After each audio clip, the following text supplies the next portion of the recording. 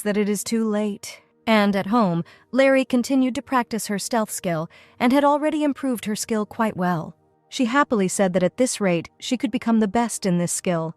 And when she went into her room, she saw a guy who was also hiding. Larry immediately asked what he was doing here, especially in his room, and the guy began to lie that he was a new member of Duke Candela's squad.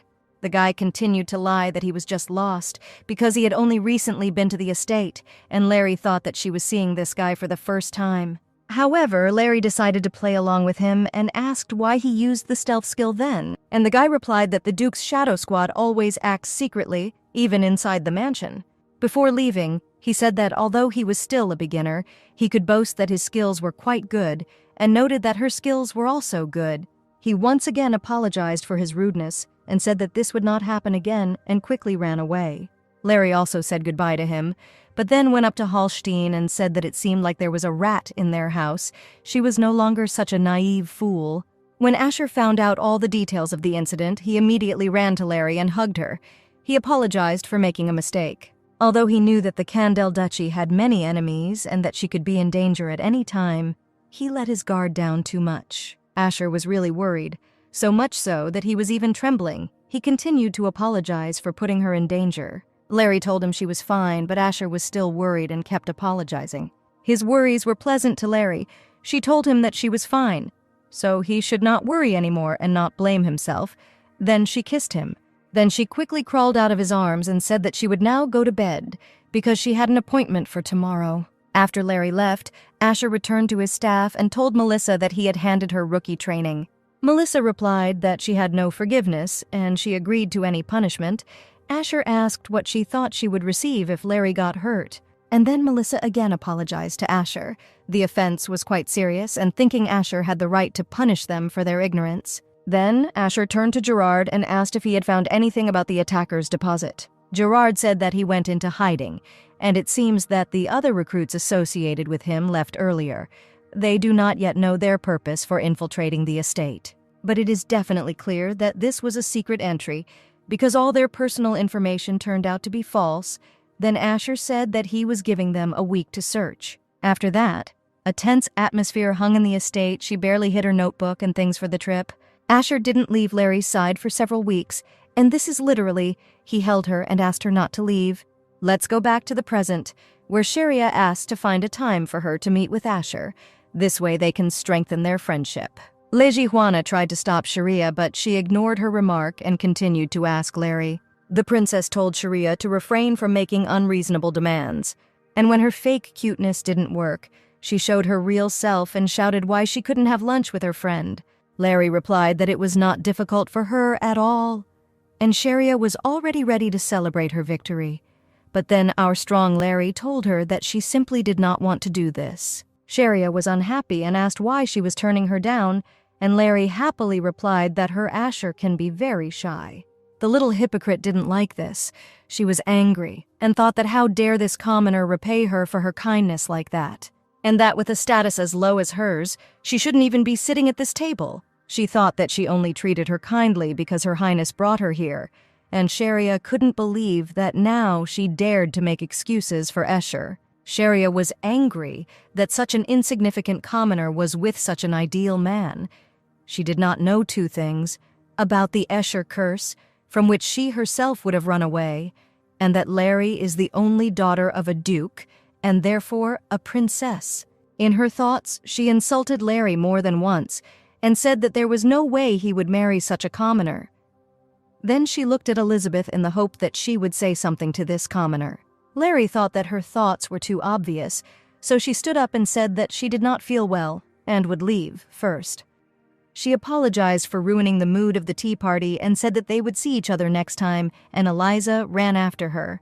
Sharia naively assumed that the princess ran to scold Larry and called her fair. She continued to smile disgustingly and said that Larietta was not so rude as to be so angry with her, absurd.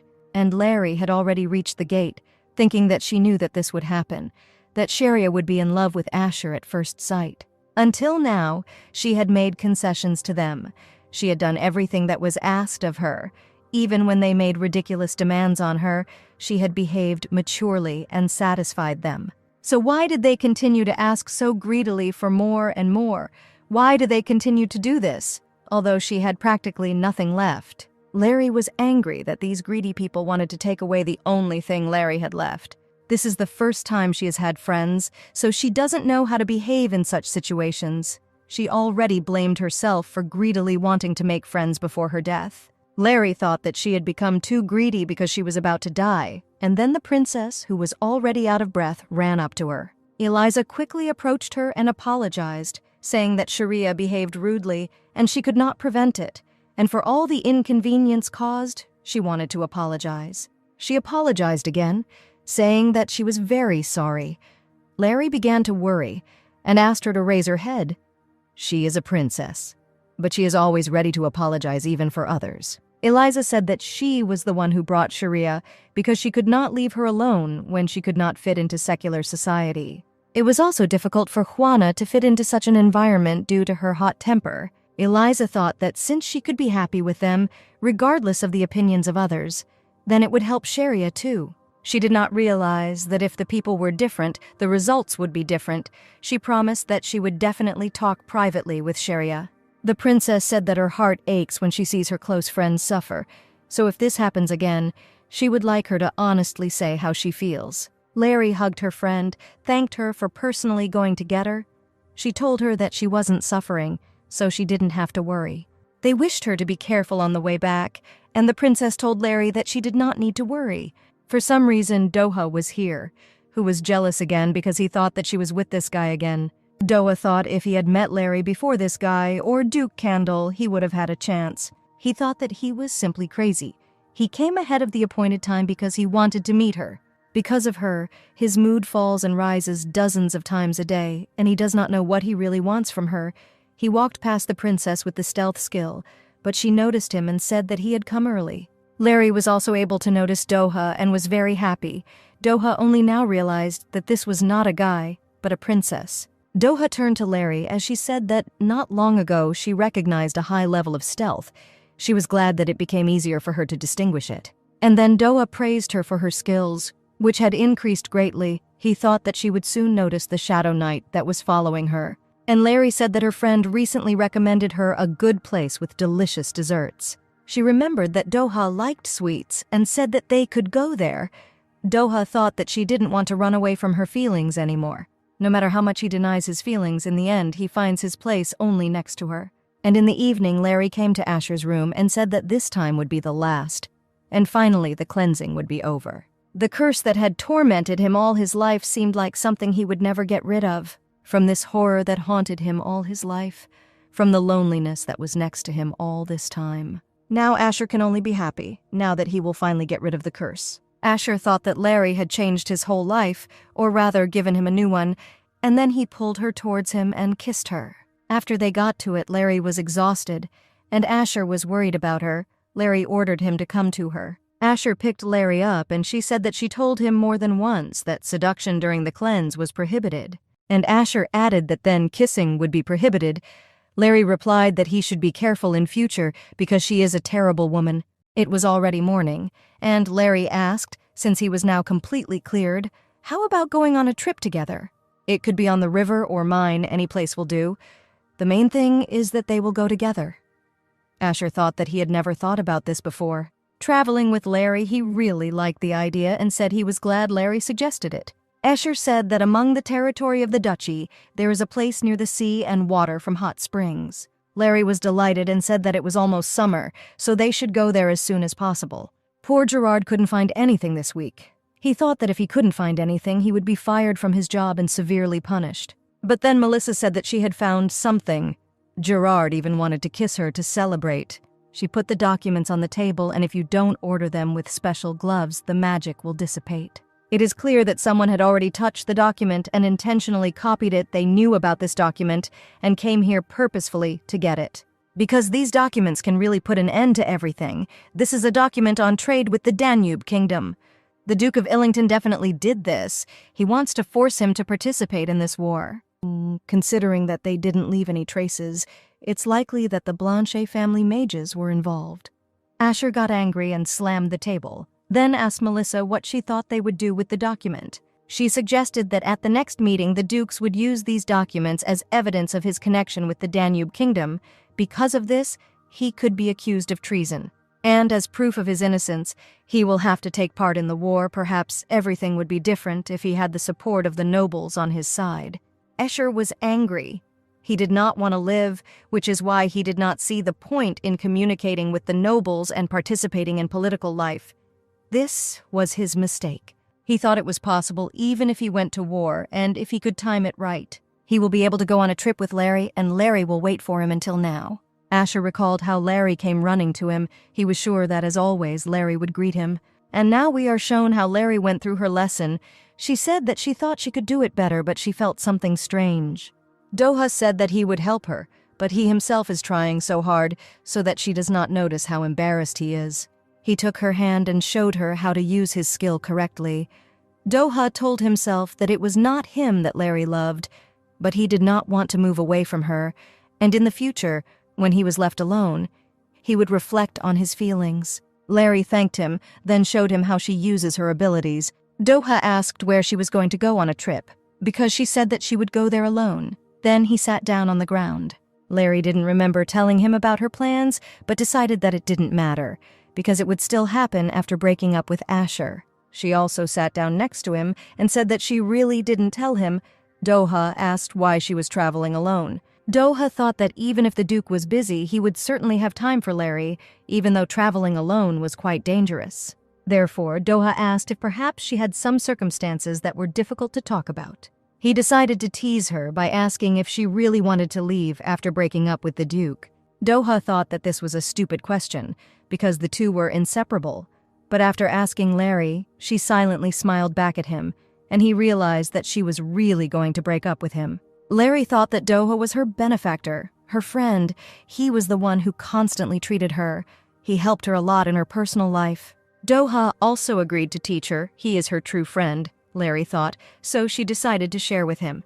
She revealed that she has a contractual relationship with Asher.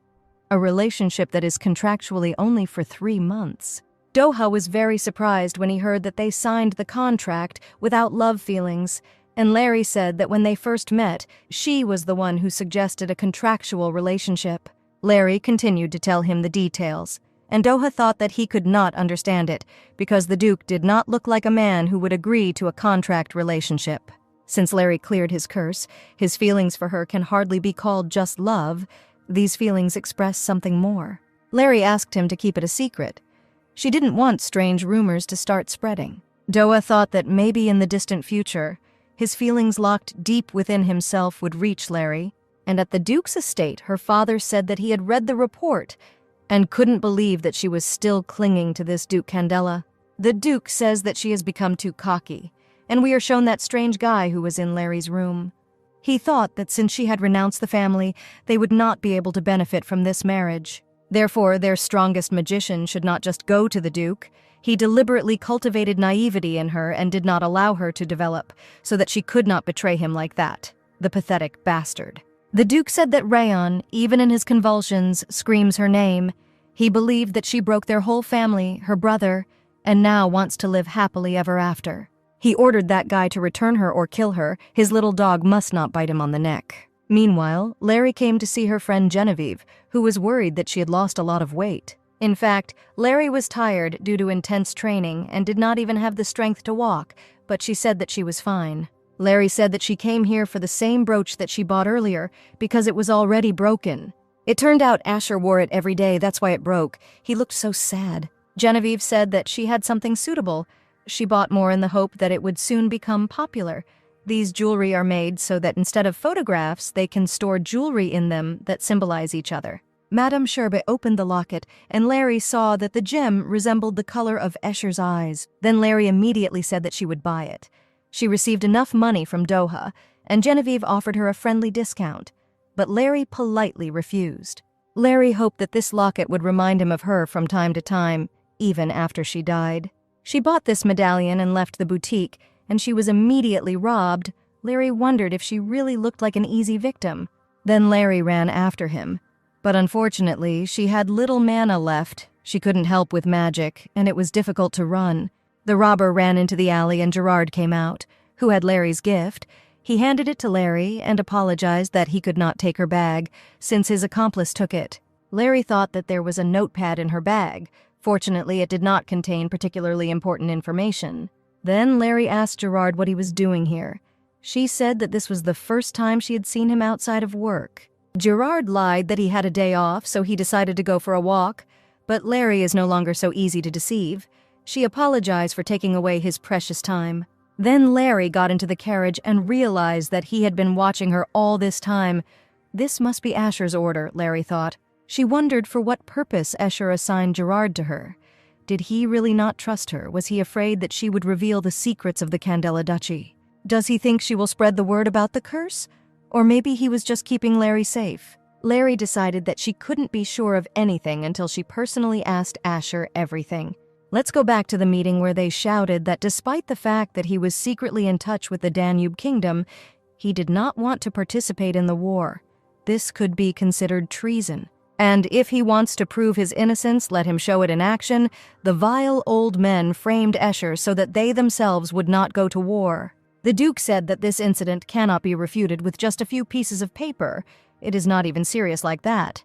And if he does not want to go to war, death awaits him. As you can understand, Asher is incredibly angry. He found one of the traitors and asked him if the Duchess of Illington had successfully received all the documents. Of course, it is useless to torment him because he will go to war anyway, but he does not like it when his own people lie to him. Asher said that since he was a member of his shadow squad, he was his man, and then asked what the thief got by betraying him. When Asher said that he hoped it was something more valuable than his life, the guy used his stealth skill and ran away. But then the guy picked up the sword that was lying next to him, and calling him a monster, said that he would kill him. Of course, their fight did not last long. When the guy attacked him, Asher killed the traitor with one blow. Melissa asked why the lady was learning magic from a priest, and said that she knew that she had talent, but she did not understand the ultimate goal. She did not understand why she needed the skill of stealth. But then she said that in any case they would continue to protect her. She wondered why she should hide. Asher replied that this question should not arise in her mind, and then Melissa apologized. When they left, Asher seemed to notice something, but then he simply left, thinking that he was just imagining it. But Asher's instincts were correct. Larry was standing at the door, hiding under the skill of stealth. Larry came here for no reason.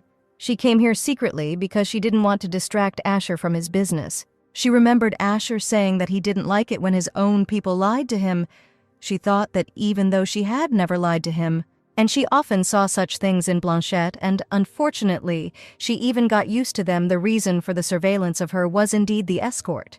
And if he had asked her about it, she would have told him honestly that these were all minor problems, but she still trembled with fear. She remembered Melissa saying that they would continue to protect her anyway, and that she wondered why she was hiding. Larry finally realized that they were going to continue to follow her, even though their contract was ending in less than a month. She thought that if she asked and their relationship went sour, she didn't want to dig in and decided to pretend she didn't know anything about it. Larry decided that for the few weeks they had left, she wanted to leave things as they were. Suddenly, Escher asked if she had heard that relations between the Empire and the Danubian Kingdom had deteriorated greatly. Larry replied that she heard about this from Madame Sherbet. Due to the deterioration of relations, trade routes were blocked and prices for jewelry skyrocketed. While she was saying this, she understood everything, and Asher directly told her that he was forced to participate in this war. Larry dropped the knife from the table and angrily said that these scum were deliberately sending away someone who had just begun to rest normally. Asher was pleasantly surprised, while Larry said that the Emperor himself was to blame for the deterioration of relations and asked why they were shifting the blame to innocent people. Asher laughed at this, and then Larry asked what was funny about that, and Asher apologized. He then explained that this was the first time he had ever seen someone care so much about him, and added that it was quite nice. And Larry was wondering when he had to get ready, and he wouldn't leave until she left. And what if he got hurt? What if Asher didn't come back at all? And couldn't he just not participate in the war? Larry thought. And Asher looked at her with love. Then he touched her face and said that this was a very insignificant war, and it could not even be compared with the wars that he had already gone through. Escher was on the battlefield from a young age. Then he had no reason to live. No one was waiting for him. There was no family to return to. The curse was eating away at his skin. And every day he lived surrounded by a sea of blood was simply terrible, so much so that he was ready to die there. He said that then he was just surviving, and now he has something to regret because now he has a meaning in life. The reason for his regret, the meaning of his life itself. This is his Larry, Asher thought. For him, she was everything. Then he hugged Larry and said that he would definitely return to her.